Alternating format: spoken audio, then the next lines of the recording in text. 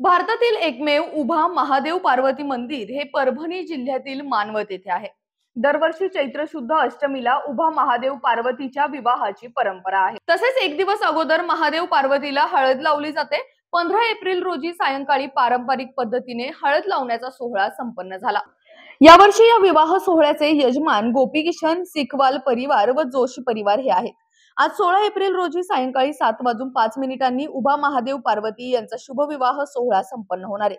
तरी सर्व भाविकांनी या सोहळ्यास उपस्थित राहावे असे आवाहन उभा महादेव पार्वती संस्थान व आयोजकांच्या वतीने करण्यात आले।